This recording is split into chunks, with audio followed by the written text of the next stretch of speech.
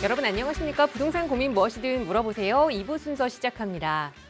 자, 이번 주 월요일 정부의 세금 개편안이 발표가 됐고 또 그 후속 조치로 정부에서는 이 부동산 공급과 관련된 이야기를 곧 발표하겠다라는 이야기가 있었습니다. 그런데 벌써부터 어디를 좀 눈여겨보고 있는지 소리가 들려오고 있네요. 그중에 하나가 용산 어린이 정원인데요.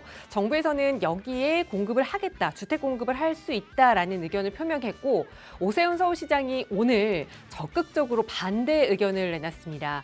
용산 어린이 정원은 후대에게 녹지로 그대로 물려줘야 한다. 여기에 주택을 공급할 수는 없다라는 의견을 표명한 건데요. 결국 정부와 서울시가 또 주택 공급에서 마찰을 또 반대 소리를 내고 있는 상황입니다. 과연 어떻게 흐르게 될지 앞으로의 공급과 관련된 대책도 나오는 대로 저희가 전해드릴 예정이니까요.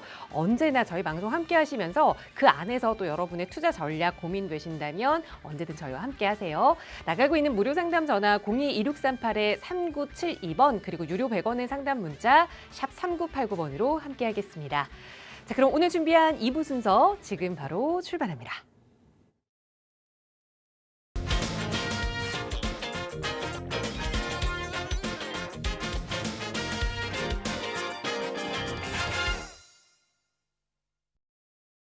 네, 목요일 이 시간 또 여러분의 고민 해결해 주실 전문가 바로 소개해 드리겠습니다. 국토개발연구소 이윤환 대표 나오셨어요. 대표님 어서 오세요.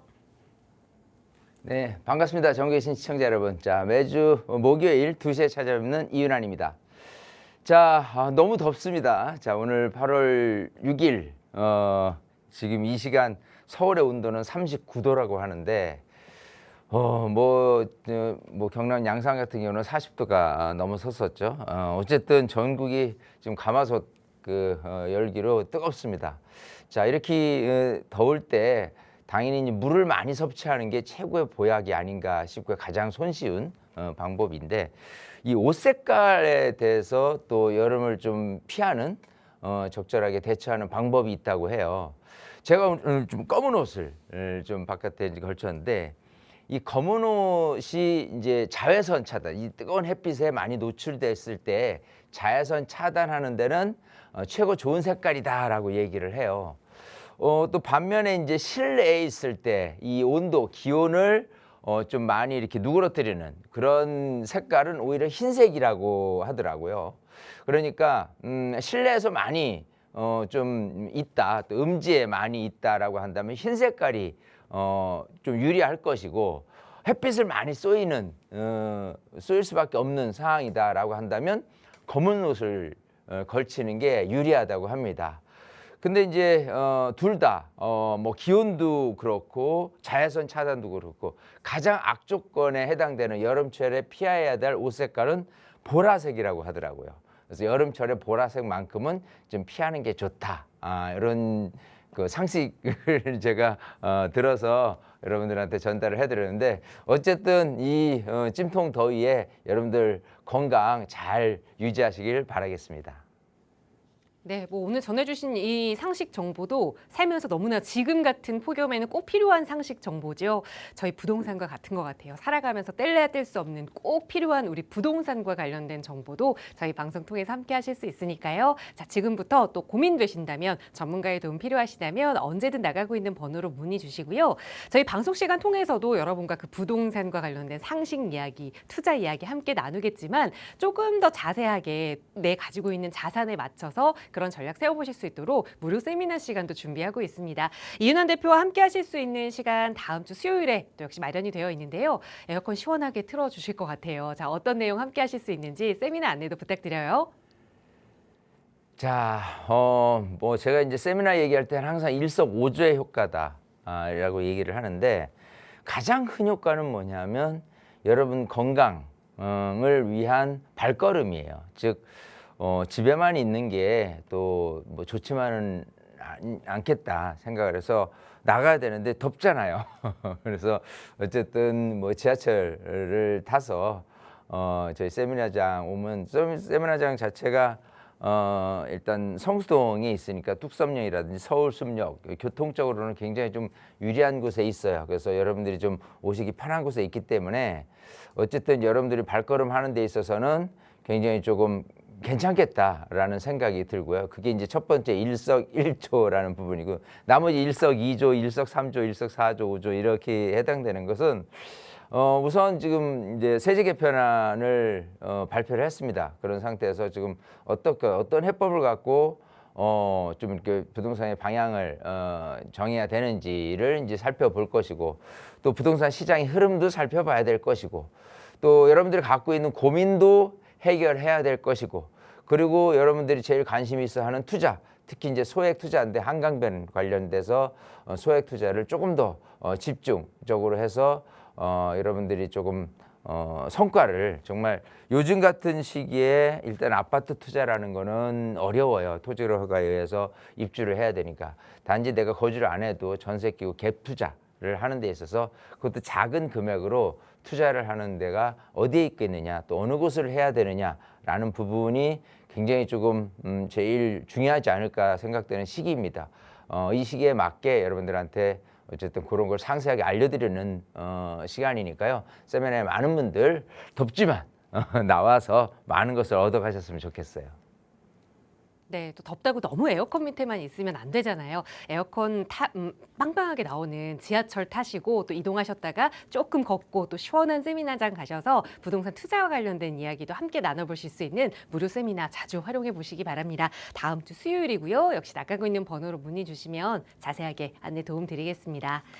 자, 오늘도 또 2부 여러분의 고민 만나보기에 앞서서 또 대표님과 함께 부동산 시장의 동향들 핫 이슈부터 살펴볼 텐데요. 자, 이번 주 핫 이슈라고 하면 뭐 뭐니 해도 이 세금 개편안일 겁니다. 8월 3일 이번 주 월요일에 이 세금 개편안이 발표가 됐죠. 여러 가지 세금과 관련된 제도들이 변경이 좀 많이 됐습니다. 세금 부담이 늘어나는 측면도 있고요. 그러다 보니 앞으로 이 주택 보유 전략도 달라질 수 있다라는 전망이 나오는데 이 이야기 조금 자세히 나눠볼게요. 자, 그렇습니다. 일단은 자, 이번 세제 개편안에 이제 세금이라고 하면요, 기본적으로 취득세, 취득할 때 내는 세금, 그리고 보유세, 재산세, 아니면 종합부동산세, 그리고 이제 팔 때 내는 양도세, 이 부분이에요. 자, 그 중에서 장기 보유 특별 공제라는 부분에 관련된 양도세, 그리고 종부세, 이 부분에 대한 부분에서 핵심적인 단어는 조금 더 크게 해야 되겠다. 이거를 이렇게 거주다. 핵심 키워드죠. 거주를 하면 기본적으로 종부세, 종합부동산세에서도 혜택, 그리고 양도세 에서도 혜택, 상대적으로 거주를 안 했을 경우에 상대적인 차등이 벌어지는 쪽으로 요번에 세제 개편안에 나온 겁니다. 특히 이제 종부세 관련돼서 1세대 1주택에 대한 부분에 대해서 공제가 그전에는 일괄적으로 12억이었는데 거주를 하고 있는 주택 같은 경우는 14억을 공제를 해주는, 거주를 하지 않는 주택 같은 경우는 9억을 공제를 해주는 쪽으로 정해졌습니다. 그래서 즉 공제를 많이 거주를 할수록 유리한 사항으로 갔고요. 양도세도 마찬가지죠. 기본적으로 지금은 4% 보유기간, 또 4% 이렇게 해가지고 10년이라는 부분인데, 이게 이제 기본적으로는 1세대 1주택 비과세는 12억 이하 같은 경우는 전혀 고민이 안 돼요. 그게 넘어갔을 때 12억 이상 되는 부분에 대해서 세금을 줄이는 가장 중요한 부분은 장기 이 보유 특별 공제예요. 자, 이 부분에서 최대 보유기간, 거주기간 해서 10년씩 한다 그러면은 80%를 공제를 해주니, 내가 이익이 뭐 20억이 났다, 30억이 났다, 이익만 상황 봤을 때 그렇게 났다 하더라도 80%를 공제를 해준 상태에서 나머지 20% 갖고 세금 계산을 해보면 세금이 많이 안 나오지 않는 큰 혜택이었다라고 한다면, 이 장기 보유 특별 공제에서도 이 결국은 거주를 얼마나 오래 했느냐를 갖고 따지는 거고, 결국적으로는 2029년부터는 거주 한 부분에 대해서 최대 80%는 받을 수 있지만, 그렇지 않은 것은 지금처럼 뭐 보유했다고 해서 40% 정도를 하는 게 아니라 아예 이제 그런 그 공제 자체가 이제 없어져 버리는 그런 부분이 됩니다. 그렇기 때문에 이 부분에 이 장기 거주, 이 거주에 대한 소득공제로 이제 명칭도 바뀌었고요. 그래서 거주라는 부분을 얼만큼 많이 하느냐에 따라서 양도세 또 종부세가 차이가 난다라는 부분이에요. 어찌 보면 지금 이 시대적 상황에 봤을 때 우선 뭐 서울 또 수도권 일부 같은 경우 토지거래 허가예요. 토지거래 허가는 내가 집을 살 때 거주를 목적으로 해야지만 아파트를 매입을 할 수 있다 이거죠. 자, 그런 출발점부터 시작을 해서 거주를 해야 되는구나. 그러고 나서 계속 또 거주와 보유를 병행을 하고, 그러고 나서 나중에 대파할 때는 세금에 대해 있어서 양도세를 최대한 줄이는 건 거주를 얼만큼 했느냐, 이 부분이 키포인트가 될 수 있다라는 생각이에요. 그렇기 때문에 기본적으로 지금 상황에서 여러분이 여러분 상황에 맞는 거주를 하는 주택에 포커스를 맞춰서 주택을 이제 선택하는 게 가장 중요하다라는 생각이고요. 그 트렌드가 결국은 꼭 강남 아니라도 한강변에 좀 있는 쪽에 방향 설정을 해주는 것이 조금 더 유리한 부분이 되지 않겠느냐. 아파트를 고르는 데 있어서 이제 그 부분만큼을 조금 약간의 팁으로 말씀을 드리고 싶고요.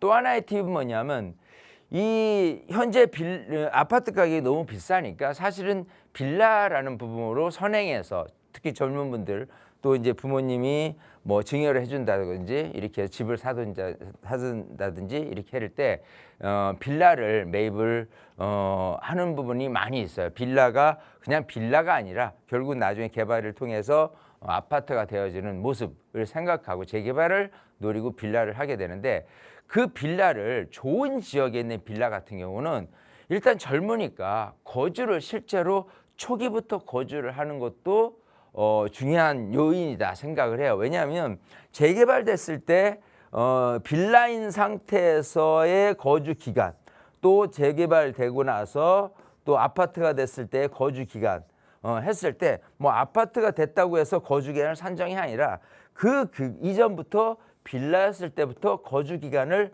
모조리 다 산정한다라는 생각을 한다면, 요런 내가 거주 비용을 최소한으로 들었을 때 빌라에서 거주하는 젊은 분들에 한해서 라고 한다면은 직접 거주하는 것도 좋은 바람직한 양도세를 줄이는 방법 중에 하나다라는 팁을 좀 전해드리면서, 어쨌든 지금 상황에서 거주라는 핵심 키워드에 맞춰서 아파트라든지 빌라를 선택하는 게 가장 현명한 방법일 수밖에 없는 지금 세제 개편안에 대한 핵심적인 내용이었습니다. 네, 실거주라는 키워드를 잘 기억해 두셔야 할 것 같고, 아직까지 실거주를 못 하시고 있거나 아니면 거주하고 지금은 임대를 주고 계시는 분들은 한 번쯤 또 전문가의 상담을 통해서 어떻게 포트폴리오를 좀 변경해야 할지 바꿔보시는 것도 좋을 것 같아요. 저희 언제나 그런 도움도 드리고 있거든요. 나가고 있는 번호 02-2638-3972번, 그리고 유료 100원의 상담 문자 샵 3989번도 늘 열어두고 있습니다. 자, 이번 세제 개편안을 보고서 이제 많은 분들이 고민을 하고 계시는 상황은 우선 아파트에 대한 고민이 가장 클 겁니다. 그런데 모든 규제나 이런 세법들이 아파트 규제에 좀 초점이 맞춰져 있다 보니, 그래도 소액으로 좀 자산을 불리고 싶다 하시는 투자자분들, 투자자가 아니더라도 또 내 집 마련, 나중에 서울에 내 집을 좀 기대하시는 분들까지도 이 소액 투자처에 대해서 관심을 계속 갖고 계시거든요. 오히려 그 관심은 더 커졌다고 할 수 있을 것 같아요. 그래서 최근 이 소액 투자의 트렌드는 좀 어떻게 흘러가고 있는지 대표님과 그 이야기 마저 나눠볼게요. 자, 소액 투자. 기본적으로 우리가 이제 아파트 가격에 비해서 작은 금액을 투자할 수 있는 부분으로 생각한다면, 아마 빌라, 뭐 다세대 이런 주택을 전세 끼고 갭 투자하는 방식이 아닌가 생각을 해요. 뭐 이전부터 얘기할 거는 아닌 것 같고요. 한 2000년부터 출발을 하는 게 가장 좀 좋겠다. 왜냐하면 97년에 IMF 구제금융을 받으면서 2002년까지 생각을 해보면 굉장히 답답했던 어떤 전체적인 주택 시장이었습니다. 자, 그러면서 결국은 그런 어떤 IMF 구제금융에서 좀 탈피하는 모습에서 서서히 이 아파트가 당연히 화두가 되기도 했지만 이 빌라가 화두가 되었었던 시기가 바로 2002년이다라는 거예요. 우리가 이제 월드컵으로 기억을 하지만 왜 그러냐면 소위 우리 지금 재개발을 진행하는 도시및 주거환경 정비법, 도정법이 만들어진 시기가 이때다라는 거예요. 그래서 2003년부터 도정법에 대한 부분이 시행이 됐다라고 하기 때문에 본격적인 지금의 재개발의 모습, 재개발의 이 사업 형태는 이때부터 출발했다 얘기해도 과언이 아닐 겁니다. 자, 이러면서 서울시 같은 경우는 뉴타운이라는 거를 또 이명박 서울시장이었을 때 1차, 2차, 3차 뉴타운에 걸쳐서 뉴타운으로 굉장히 조금 뭐랄까 재개발에 대한 범위를 좀 넓혀서 이렇게 개발에 대한 부분을 촉진시키겠다는 거로 이렇게 진행을 했었고요. 그게 어찌 보면 소액 투자의 발판이었다라고 볼 수도 있어요. 자, 그래서 기본적으로 1, 2, 3차 이 뉴타운에 많은 분들이 투자를 했었죠. 왜냐하면 그게 아닌 다른 재개발은 언제 재개발이 될지 또 모르고 하기 때문에 조금 많은 분들이 그래도 뉴타운 뭐 지정을 했다 뭐 이렇게 한다면 바로 사업이 진행될 수 있다는 기대감에 의해서 많은 분들이 소액 투자가 몰렸던 시기였습니다. 근데 지역마다 편차가 심했죠. 뭐 한남 뉴타운이라든지 아주 좋은 지역 같은 경우에 이 빌라 가격도 굉장히 많이 올랐었어요. 근데 많이 올랐다고 손치더라도 지금처럼 굉장히 지금 빌라 가격이 한남 뉴타운만 가더라도요. 뭐 30억이 넘어가는 이 정도의 현재 모습이라면 그때는 기존 빌라가 뭐 2억도 채 안 됐던 것들이 한 5억, 6억 선으로 조금 올라갔었던 점은 있습니다만은 그래도 그때 그걸 매입을 했어도 굉장히 좀 큰 이익은 났었다. 물론 이제 기간에 기다림의 법칙에 의해서는 좀 긴 시간이 필요했었지만 어쨌든 자 그렇게 해서 소액 투자의 출발점이 거기가 아니었느냐라는 부분에서 갔었고요.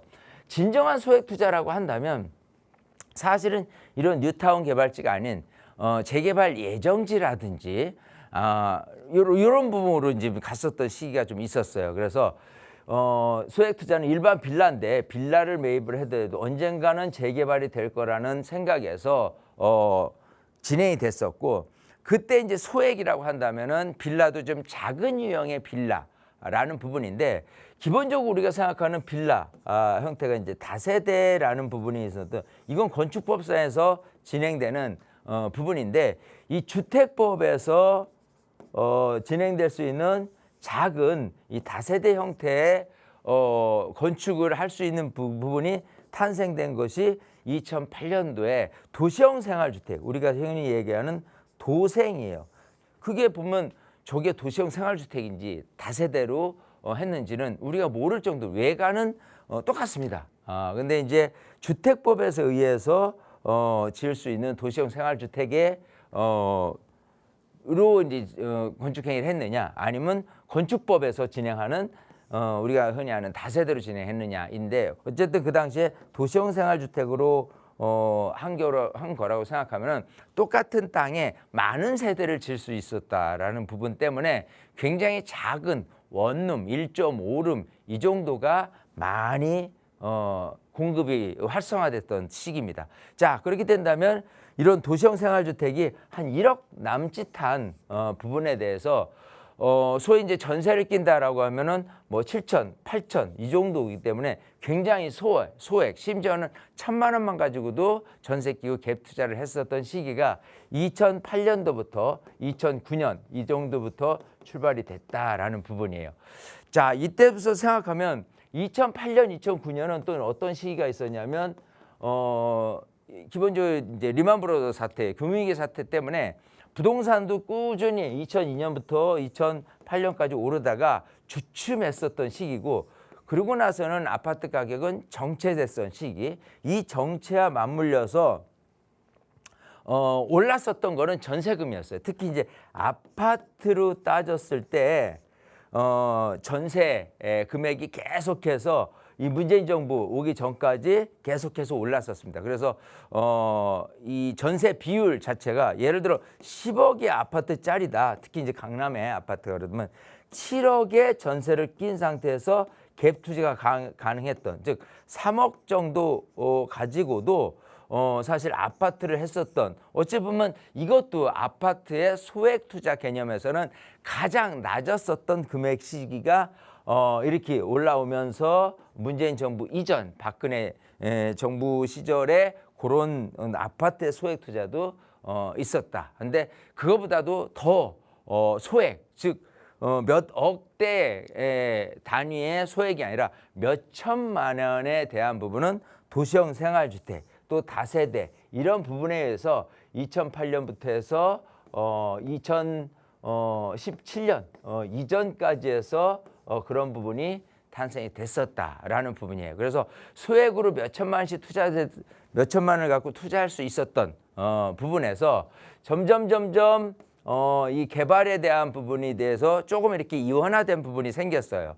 자, 여기 너무 어지럽게 됐는데 약간 좀 상황 설명을 위해서 다시 이렇게 살펴본다면 2017년 아까 이제 여기까지 왔는데 2017년에서부터 이 개발이라는 부분에 대해서 좀 이원화됐다라고 보면 될 것 같아요. 기본적으로 우리가 생각하는 도정법, 우리가 흔히 아는 재개발에 대한 부분은 꾸준히 있었어요. 하지만 기본적으로 열악한 기반 시설을 가지고 있는, 즉 도로 사정이 안 좋고 굉장히 여기는 개발이 돼야 돼라고 외관적으로 보이는 곳의 개발지는 당연히 이쪽 도정법에 의한 재개발이지만 반듯반듯한 도로 안에서 저층주거지가 노후됐다라고 했을 때 어떤 부분으로 개발을 해야 되냐라는 부분이 사실 도정법에서 가로주택 정비 사업이 있었어요. 여기서 만들어지긴 했는데 완벽하게 도정법에서 분리해서 이 소규모 정비 이 법이죠. 정비에 대한 특례법이 제정된 게 2017년, 2018년부터 이 법에 의한 부분이 적용이 됐다. 자, 이 부분에서 가로주택 정비 사업, 즉 반듯반듯한 도로 내에서 노후됐을 때 개발을 하는 부분이 있었다라는 부분이에요. 자, 그렇게 해서 2017년부터 2021년까지 꾸준히 양분화되다가 2021년부터는 오세훈 서울시장이 이제 짠 하고 서울시장이 됐단 말이에요. 그러고 나서 오세훈 서울시장은 사실 지난 2006년에서 2010년까지 서울시장을 경험을 했었고 또 2011년도에 물론 2010년도에 재선이 됐지만 무상급식 때문에 중도로 시장을 그만두고 나왔던 경력으로 따졌을 때 그 당시에 재개발, 재건축에 대한 필요성을 너무 절실히 기억하고 있는 시장이었다라는 부분에 대해서 지난 박원순 서울시장이 했었던 서울시의 정책, 재개발을 지향하는 것보다는 재생, 보전 쪽으로 지향했던 박원순 서울시장의 어떤 그런 주택 공급의 형태는 문제가 있다라는 측면에서 2021년부터 이 도정법의 행정이 너무 느리다. 사업을 좀 빨리빨리 재개발을 촉진해야 된다. 그래서 신속 통합 기획이라는 부분이 됐고요. 그중에 기존에 있는 어떤 뉴타운이라든지 그런 부분에 대해서 해제된 곳들이 이제 다시금 재개발이 될 수 있는 문을 조금 열어줬다라고 보면 되는 거고, 자 2022년으로 따졌을 때는 여기 소규모 정비에 대한 부분에 반듯반듯한 도로로 형태로 있는 부분을 어떻게 하면 잘 정비할 것이냐 부분인데 너무 난개발을 우리가 하니까 그걸 모아서 할 수 있는 형태의 모아타운이라는 부분, 모아타운을 적용을 해서 모아타운 내에서 개발 사업, 모아주택 사업을 하는 부분이 이제 가로주택 정비 사업이 또 여기에 들어가겠죠. 야, 이런 부분으로 해서 진행이 됐다라는 부분이에요. 자, 지금 이제 오랜 시간 동안 제가 쭉 설명을 드렸는데 이걸 한번 보죠.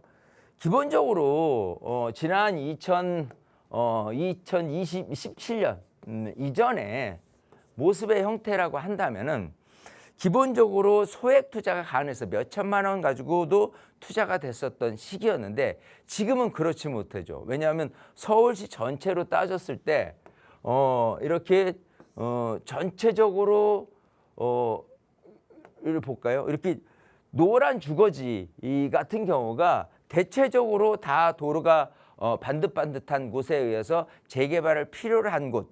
어찌 보면은 서울시에서 전체적으로 지금 이제 그 신속통합계획이 지정된 곳 이외에 대체적인 모든 모습의 그 주거지는 모아타운으로 진행된다 해도 과언이 아닙니다. 그래서 어디가 모아타운이 될지 아닐지 우리가 알 수가 있냐 없냐의 판단 기준이 지금의 소액 투자의 트렌드다라고 보시면 돼요. 그래서 지금은 어쨌든 개발 지역에 대한 부분을 봤을 때 전체적으로 아파트 가격이 얼마 정도 될 거라는 지역에 대한 구분, 즉 지역이 어느 정도 아파트 시세가 될 것이냐라는 부분. 예를 들어서 뭐 한강하고 가까울수록 좀 아파트 시세가 높은 이 저층 주거지의 개발지라고 한다면 한강에서 멀고 좀 아파트 시세가 덜 나가는 곳에서의 나중에 그 아파트의 시세 차등은 굉장히 크게 양극화되어 있는 현실에서 이런 지역적인 구분이 가장 중요한 부분의 첫 번째고요. 그 다음에 실제로 이게 사업이 될 거냐 안 될 거냐라는 부분에 대한 부분이 지금의 소액 투자의 트렌드다라고 보면 될 거예요. 뭐냐면 지역은 좋은데 일단은 거기가 재개발 사업이 얘기는 나오고 있어. 하지만 그 얘기가 나오고 있는 게 실제적으로 개발이 될 곳인지 아닌지에 대한 판단 기준은 굉장히 중요한 시기 아니겠느냐.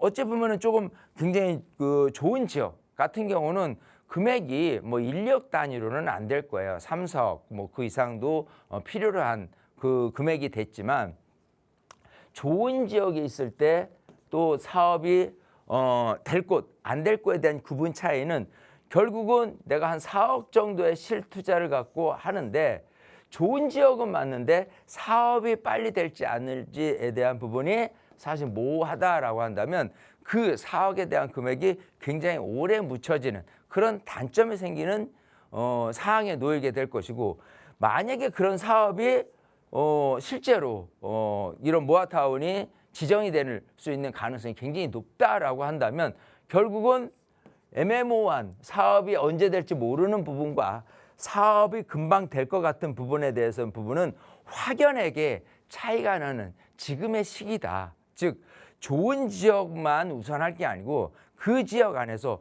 확실하게 개발 사업이 진행이 될 곳인지 안 될 곳인지에 대한 구분을 명확히 해주는 것이 지금의 트렌드다라는 거예요. 즉 예전 같은 경우는 그냥 작은 금액으로 몇 천만 원 갖고 묻지마 투자를 했고 물론 그런 묻지마라고 하더라도 결국은 좋은 지역을 갖고 있었던 곳은 많이 올랐고 그렇지 않은 곳은 좀 덜 오르는 부분도 있기 때문에 결론적으로 예전부터 지금까지 따져보면 좋은 지역을 우선하는 것이 가장 첫 번째 덕목이다. 지금의 덕목. 근데 그게 언제 개발될지는 몰랐었던 예전의 시기라고 했는데 근데 그 예전 시기는 소액 몇 천만 원 갖고 했었던 시기이기 때문에 장기적으로 간다 하더라도 큰 부담은 없었던 부분에 반해서 지금은 부담이 생긴 상황에서 어디로 투자할 것이냐는 좋은 지역은 맞지만 사업이 반드시 가속화될 곳을 노리는 게 가장 중요하다라는 지금의 소액 트렌드다라고 보시면 될 겁니다. 어쨌든 지금 투자에 대한 열풍도 뜨거운 시기에 조금 더 확실한 투자를 하기를 바라면서 뭐 필요하시면 이제 세미나에 이런 내용들을 좀 자세히 알려드리니까 세미나 때 오셔서 조금 더 많은 정보를 얻어가시면 좋을 것 같습니다. 네, 과거부터 그 소액 투자의 좀 흐름을 살펴봤는데 입지가 좋은 곳을 선호하는 것은 뭐 당연한 이야기라 그때부터 쭉 이어져 오고 있지만 거기에 조금 더 빠르게 진행될 수 있는 그런 사업성까지 살펴보는 지혜가 좀 필요한 시기인 것 같습니다. 그런 지역이 어디인지 궁금하시다면 또 대표님과 함께하는 무료 세미나 다음 주 수요일에 진행 예정이거든요. 특히나 이 한강변으로 소액 투자를 계획하고 계시는 분들은 한강변에 이렇게 소액으로 투자할 곳이 있을까 아마 잘 찾기 어려우실 텐데 전문가와 함께라면 또 길이 있습니다. 나가고 있는 번호로 문의 주시면 세미나 안내도 자세하게 도움드리도록 할게요. 네, 계속해서 또 방송 시간 통해서 여러분의 고민 만나보겠습니다. 2부 첫 번째 시청자분 전화 바로 연결해 볼게요. 여보세요. 네, 안녕하세요. 반갑습니다. 네. 네, 시청자님 오늘 어떤 고민 이야기 나눠볼까요? 제가 재건축 아파트를 네. 26년 거주하다가 네. 어제 계약을 해서 이제 새로운 주택 좀 작은 걸로 가려고 네. 제가 상담을 의뢰했고요. 네. 네, 그 지역은 음. 이제 송파동에 송파 아파트라고 조그만 게 하나 있고요. 네. 방이동에 올림픽 베어스타운 아파트가 있고 네. 방이동 똑같은 방이동인데 센트럴빌 주상복합이 있고요. 네. 그다음에 풍납동 현대힐, 네. 네, 문정동 푸르지오 아파트 전부 다 그 8사로 그러니까 30평대로 네. 예. 그 중에 이제 그 송파 아파트만 30평이었고 네. 40평대인데 가격은 똑같아요. 알겠습니다. 그러니까 그 동쪽에서 좀 거주하셨던 거죠? 그래서 매도하신 아파트 그쪽에 그러니까, 있으셨어요? 네. 매도를 어제 했어요. 어제, 그러니까 매도를 네, 오랫동안 그래서- 거주하셨는데 그래도 좀 이제 아니, 매도를 아니. 하시고, 거주한 곳은 네. 방이동 한양 3차 아파트, 네, 잠실 한양 3차 아파트. 잠시 한양 3차 아파트 이거를 매도하셨다는 얘기잖아요. 그쵸? 어제 계약했다. 어제 이미 계약을 하셨고 그래서 이제 새롭게 어. 살 집을 조금 줄여서 찾아보신 게 송파 아파트 그리고 방이동의 올림픽 베어스타운 뭐 센트레빌 거기에 문정동 푸르지오 풍납동의 현대빌까지 다양하게 좀 알아보셨는데 어쨌든 금액에 맞춰서 아니 좀 이 선택을 하신 것 정도. 같아요. 그러니까 아산병원 병원을 자주 다니는 아픈 사람이라서 네. 어쩔 수 없이 멀리 못 가니까. 네, 그쪽에서 그래서 이 아산병원 정도만 근처로 갔어요. 알겠습니다. 네. 하지만 또 매수를 근데, 하면 살면서도 가치가 떨어지면 안 되니까 대표님과 네. 함께 그 가치도 살펴볼게요. 인사 먼저 나눠보세요. 네. 네, 반갑습니다. 아유, 우리 강사님 정말 고대하고 고대하다가 만났습니다. 그래요. 전화 잘 주셨고요. 자, 지금 이제 어쨌든 판 거는 지나갔으니까 네. 이제 어제 또 계약을 했어요. 그러니까 이제 새로운 집을 지금 사시려는 부분에 대해서 네. 아까 이제 언뜻 지금 아산병원을 자주 다니셔야 될 상황이다라는 거잖아요. 네. 자, 근데 지금 아까 문정동에 있는 프로즈부터 해가지고 뭐 송파동 그리고 방이동 네. 그리고 또 뭐 강동구 풍납동에 있는 아파트 이렇게 여러 개를 이제 보셨단 말이에요. 네. 그 중에 자, 이제 하나로 가야 되고. 그렇죠. 이제 근데 주거를 중요한 건 안정하면- 뭐냐면 예. 요즘에 이제 요번에 이제 세제 개편안이 뭐냐면 거주를 좀 오래 해라. 그럼 양도세 많이 깎아줄게. 이런 부분이고 또 마찬가지 종부세도 다 관련이 있잖아요. 네. 자, 그래서 거주를 실제로 하는 부분에 대해서 지금 우리 시청자님이 원하시는 건 뭐냐면 그래 내가 거주를 하는 거는 좋은데 우선은 내가 병원을 좀 아산병원을 자주 들렀다 놨다 해야 되는데 이왕이면 좀 병원도 들렀다 놨다 해야 되지만 좀 집값이 더 많이 오를 곳이 어디냐 그걸 지금 궁금해 하시는 것 같단 말이에요. 네, 맞고요. 그렇죠. 딱 네. 한 가지만 더 곁들이면 이제 그 아파트는 유리창이 크잖아요, 거실이. 네네네. 그런데 주상은 왜 주상복합은 편리하긴 한데 이게 문이 작더라고요. 그래서 창문이 왜냐하면 기본적으로 공조 시스템이라는 거를 해요. 1층 상가부터 해서. 그래서 그 순환 방식을 선택하려면 창문이 작을 수밖에 없어요. 일단 그래서 주상복합 형태와 판상형 아파트를 네. 따진다면 기본적으로 주상복합 형태가 가지고 있는 단점이 아까 얘기한 대로 굉장히 판상형 아파트가 창문을 확 싹싹 열면서 통풍 네. 시스템이 잘 되는 게 아니라 인위적인 통풍 시스템을 가동을 한단 말이에요. 네, 네. 그리고 그런 걸 하기 위해서도 그렇고 일단 관리비가 조금 더 판상에 비해서는 많이 들어가요. 그리고 이제 네. 전용 면적으로 따졌을 때 봐도 판상에 대해서 실제 그 전용 면적이 좀 이렇게 넓지는 않아요. 더 작다는 소리죠. 네. 자, 그래서 나중에 매도를 할 때 보면 그게 똑같이 사는 사람 입장에서는 걸림돌이 됩니다. 그래서 판상행과 주상복합을 한다면 특별하게 위치가 좋고 특별하게 뭐 타워팰리스라든지 뭐 삼성동 아이파크라든지 이 정도 형태의 주상복합이 아니고서는 저는 판상형 아파트, 판상형 아파트를 하는 게 맞겠다. 왜? 나중에 어차피 내가 죽어도 편리하게 해야 되지만 시세가 더 오를 곳이라면 다른 사람들이 선택하는 집이 더 유리한 거란 말이에요. 집값이 올라가기에는. 이해되시겠죠? 예, 예. 그래서 주상복합보다는 판상형 아파트로 가자라고 얘기를 드리고 싶고요. 네. 자, 그러면 이제 점점 좀 축소되는 거예요. 그잖아요. 네. 주상복합은 이제 버렸어. 그럼 나머지 주상복합이 아닌 아파트 형태 중에서 뭘 따져야 되냐면 우선 아까 지금 문정동에 있는 아파트도 프로젝트를 보셨다고 했잖아요. 네. 일단 동선 자체도 아산병원하고 제일 멀어요. 네. 그리고 이쪽 문정동에 있는 아파트 같은 경우에 가격 상승률이 전체 송파에서의 아파트 가격의 중간 이하격이에요. 뭐냐면 선도적으로 오르는 것은 기본적으로는 한강변에 있는 잠실이에요. 한강변하고 멀면 멀수록 불리해요. 이해되시겠죠? 네. 예, 그러면 내가 원하는 아산병원 자주 가야 되는데 멀어. 거기다 집값도 들어올라. 그러면 의미 없잖아요. 그래서 여기 또 손절하는 거예요. 네. 그죠? 자, 그러면 이제 남아있는 나머지 이렇게 쫙 살펴보면은 아까 그 올림픽공원역 옆에 있는 것 중에서 제가 올림픽 베어스타운 여기가 이제 주상복합이라고 아까 말씀하신 거죠? 아니요. 베어스타운은 아파트고요. 네. 올림픽 센트럴빌은 주상복합이에요. 예.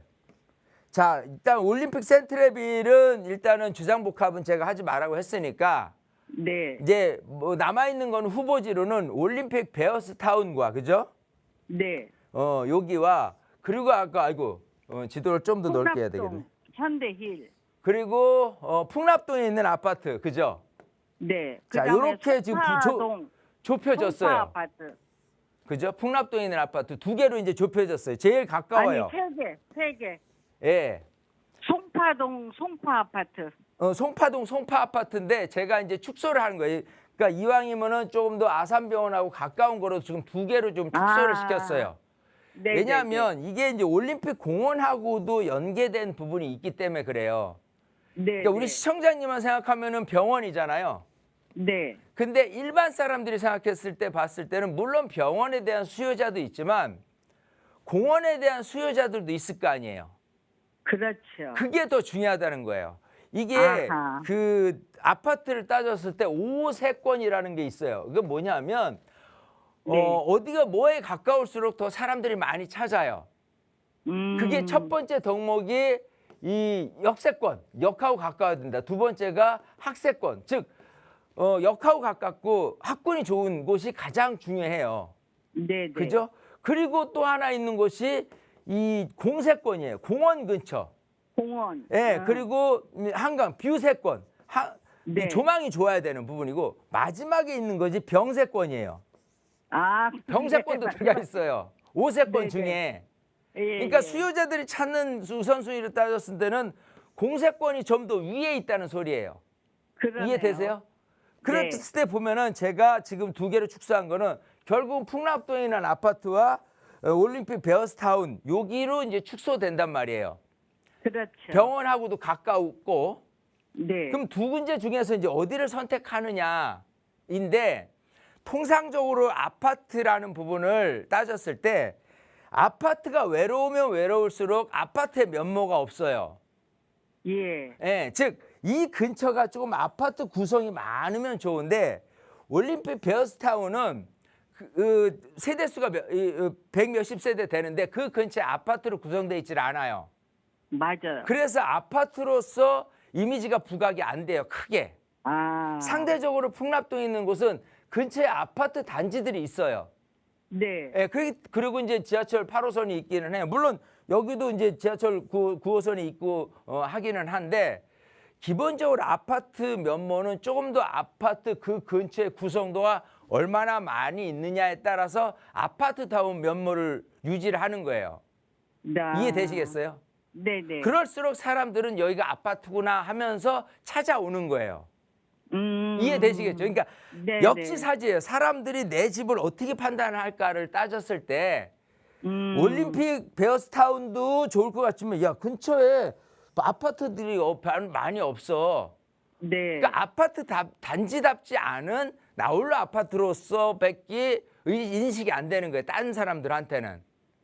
하지만 여기 있는 현대 아파트 같은 경우는 근처에 풍납동이 다 아파트로 대체적으로 구성이 많이 있기 때문에 네. 한 단지는 아니지만 아파트 단지로 구성돼 있어요. 그럼 뭐가 좋냐면 여기 있는 초등학교부터 해서 중학교의 학군이 좋아요. 아, 그래요? 아파트에 사시는 분들이 자녀들이 오니까 이해되시겠죠? 네. 그래서 우선순위를 조금 따진다 그러면은 이 이제 풍납동에 있는 아파트가 좀 더 유리한 고지에 있다 보는 거예요. 물론 어떻게 보면은 그래요? 더 병원하고도 제일 가깝기도 하고요. 이해되시겠죠? 그런데 선생님, 네. 잠깐 말씀 도중에 네. 동네가 풍납동이라서 방이동보다 풍납동이 별로잖아요. 근데 그렇게 생각하시면 안 돼요. 어. 항상 앞으로는 어떤 풍납동은 사실 좀 유적지나 이런 것 때문에 개발이 조금 더뎌지는 단점은 있을지 모르지만 아파트 시세는 뭐가 주도하냐면 한강하고 얼마나 가깝냐를 갖고 따져가는 거예요. 아, 그래요? 이해되시겠죠? 네, 그러니까 네, 네. 방이동이 더 좋아 어디가 더 좋아라고 해도 나중 시간 지나면 결국은 여기 잠실이 송파에 어떤 거하고 경쟁을 해도 얘가 1등이거든요. 아. 결국 그게 한강에 대한 그 어떤 기득권의 싸움에 결국 아파트 시세가 놓여 있다라고 보면 되는 거예요. 아시겠죠? 아, 네, 네. 예, 그런 측면에서 그러면 하니까 답이 아니 거기가 좀 정해졌네요? 별로래 뭐해 이런 거보다도 조금 더 장점적인 딴 사람이 봤을 때 내 집에 대한 평가를 조금 더 높게 판단할 수 있는 부분으로 포커스를 맞추는 게 중요합니다. 네. 아시겠죠? 네, 네. 이렇게 해서 좋은 선택하시기 바라겠습니다. 네, 그리고 선생님, 네. 또 이제 세미나에 가서 네. 나머지 이제 돈이 남잖아요. 저는 이제 재건축 그 관리 처분이 끝나서 네네네. 한 가지 궁금한 게 네. 그 장기 특별 공제를 받는지 안 받는지. 네. 장기보유 특별공제? 예. 왜냐면 관리 처분이 나면 못 받는다고 알고 있어서. 지금 말씀하신 지금 파신 거 말하는 거예요? 네. 예. 자, 근데 이제 그 관리처분 난 못 받는 게 아니고요. 네. 지금 또 딴 분 해야 되는데 이제 마저 이제 우리 시청자님한테 다 쏟아볼게요. 네. 자, 잘 들어보세요. 그 세금은 특히 이제 재건축 같은 경우나 재개발 같은 경우 세금이 이원화돼 있어요. 뭐냐 하면 자, 아까 말씀하신 대로 지금 12억이 넘잖아요. 어이구, 매매 금액이. 지금 현재는 10억 6천이고요. 10억 6천이에요? 네, 공시가격이. 아니, 파신 금액이. 판 거는 금액을 밝혀도 되나요? 말씀하셔도 돼요. 상관없어요. 26억에서 자, 그래 1,000만 원 26억이면 공시지가는 상관없고요. 네. 파신 금액을 갖고 따진 거예요. 그럼 네네. 26억의 매도 금액이 옛날에 사신 금액이 있잖아요. 지금 네. 26년을 갖고 있었다고 했으니까 네. 그게 예를 들어서 2억 6천이다. 그러면 어쨌든 이렇게 올라간 금액이 20억 넘게 네. 올랐잖아요. 그렇죠. 자, 그런 상태에서 재건축했을 때 이런 12억이 넘는 부분에 대해서 구군의 이 소위 그 세금에 대한 부분을 줄이는 방법은 그게 장특공제예요. 장기보유 특별공제. 예. 예. 자, 근데 지금은 개정세법에 의해서 네. 지금 당장 적용되는 게 아니고 내년, 내후년 또 그 이후에 점차 그 장기보유 특별공제를 좀 이렇게 변화하는 구도에 있어요. 그러니까 우리 시청자님 네네. 같으면 전혀 관계 없어요. 지금 상황에 그냥 거기 10년 이상 거주하셨죠? 아유, 26년이나. 그러니까 26억에 팔아도 일단 네. 80% 공제는 돼요. 그래요? 예. 관리처분 자, 그런 상태에서 났는데도요? 되고 예. 왜 이게 이원화되냐 하면 자, 재개발이든 재건축이든 네. 이런 식으로 지금 관리처분돼서 이주 철거해서 공사가 들어갈 거예요. 네. 공사가 아직 들어간 안 시점에서는 물건이 없어요. 아파트가 존재하지 않은 상태이기 때문에 네, 네. 보유 기간이라는 어떤 기간 산정에 대해서 여기는 보유했다고 볼 수가 주택이 있는 상태가 아니니까. 예. 그렇기 때문에 장특공제를 따졌을 때 이 구간과 이 구간으로 다시 들어가기 때문에 이 공석의 차이를 어떻게 할 거에 대한 부분이 일반적인 아파트 양도세 계산하고 틀려요. 틀려요. 네, 틀려요. 자, 그 어떻게 상태에서 틀리는 거야? 지금 여기서 관리처분 되고 나서 네. 이제 어떻게 되냐면 만약 관리처분 되고 나서 한 3년 후에 팔았어요. 네. 그죠? 근데 관리처분 되는 시점에 26억이었는데 네. 3년 후에 팔다 보니까 이게 30억으로 올랐단 말이에요. 그렇죠. 그죠? 그러면 네. 이 4억에 대한 차이에서 장특공제 적용이 안 되는 거예요. 그때는. 네, 그때는. 근데 지금 막 관리처분 되자마자 파셨잖아요. 네. 우리 시청자님이 이걸 알고 팔았나? 하고 할 정도로 차라리 현명하게 파신 거는 맞아요. 그래요? 그러니까 뭐냐면 관리처분 되고 나서 오랜 기간을 또 입주권인 상태에서 매도를 했을 때 여기서의 난 이익에 대한 부분에 장특공제 적용이 안 된다는 소리예요. 그런데 우리 시청자님은 지금 관리처분 막 나서 매도를 네. 했기 때문에 거의 80%를 전부 다 적용을 받는 거란 말이에요. 이해되세요? 아이고, 네. 예, 그래서 감사합니다. 손해 날 게 없어. 그러면 결론적으로 우리 시청자님은 26억 팔아도 제가 어림잡아 세금 계산해도 1억도 안 나와요. 예. 대략적으로 봤을 때. 이해되시겠죠? 네, 네. 그러니까 걱정 안 하셔도 돼. 뭐 지금의 그거 제도가 바뀌어서 많이 우리 시청자님 걱정했어요. 해당 사항 없고 또 아까 얘기대로 관리처분 막 나서 또 매도를 하셨기 때문에 관리처분 이후에 오른 부분에 대해서 장특공제 적용되는 구간도 없기 때문에 시청자님은 잘 파셨고 사실 집만 조금 더 집중 노력해서 좀 이렇게 잘 고르시면 될 것 같아요. 아시겠죠? 예, 예. 그러면은 네. 그 집에 대한 족보 좀 가지고 선생님 세미나 가서 나중에 예, 세미나 꼭 오셔서 일대일 상담 좀 인사 해야겠네요. 나눠요. 예, 알겠습니다. 네, 네. 이렇게 정리해드리겠습니다. 아이고, 감사합니다. 네. 아니 보고 싶었던 강사님 이렇게 방송으로 보니까 네, 진짜 여러 가지 감정이 감사합니다. 그래요. 세미나 때 뵙도록 하겠습니다. 네, 네네. 열정적으로 항상 강의해 주셔서 감사합니다. 네네네. 네, 아마 이 선택지가 너무나 많아서 또 고민이 더 많으셨던 것 같은데 그러다 보니 우리 대표님께서 진심을 다해서 오늘 상담 시간을 다 할애해 주셨네요. 우선은 거주하실 집 마련하시고 나면 그래도 아직 차익이 조금 더 남아 있으실 텐데 그거에 대한 투자도 고민하시는 것 같아요. 이 이야기 조금 더 자세히 나눠보실 수 있는 또 투자 전략 세워보실 수 있는 세미나 다음 주 수요일에 좀 예정되어 있거든요. 다시 한번 소개 자세히 부탁드려요, 대표님. 자, 제가 이제 방송에 지금 18년 됐어요. 좀 많은 분들을 이제 방송을 이렇게 하면서 이런 얘기도 많이 합니다. 너무 짧게 이제 답변을 해준다. 좀 길게 했으면 좋겠다.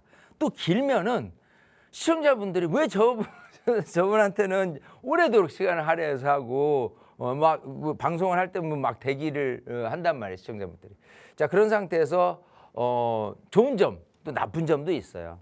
근데 이렇게 오래도록 18년 방송을 하면서 느낀 점은 그분이 옳은 답을 제가 옳은 답을 그분한테 드렸을 때 그게 제일 우선이 아닌가 생각을 해요. 그래서 이 방송을 통해서 못다 하신 여러분들이 가지고 계신 궁금증 같은 경우는 직접 오셔서 풀면 됩니다. 그게 가장 현명한 내 고민을 풀어내는 방법이 아닌가 싶어요. 그래서 세미나를 통해서 제가 일석오조라고 하는 것 중에서 여러분들이 갖고 있는 고민을 풀어내는 시간 세미나가 최적이니까요. 뭐 다른 것도 얻어가실 게 많으니까 세미나 오셔서 많은 것들을 풀어가셨으면 좋겠습니다.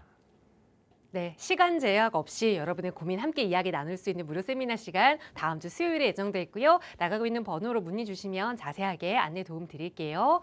아울러 저희 프로그램은 여러분께 보다 다양한 정보 제공하기 위해 마련되고 있습니다. 해당 부동산의 가치나 매물 가격의 상승 하락을 보장하지는 않는다는 점 유의해 주시기 바랍니다. 자, 오늘 더운 오후도 시원하게 보내시고요. 저희는 내일 다시 인사드릴게요. 고맙습니다.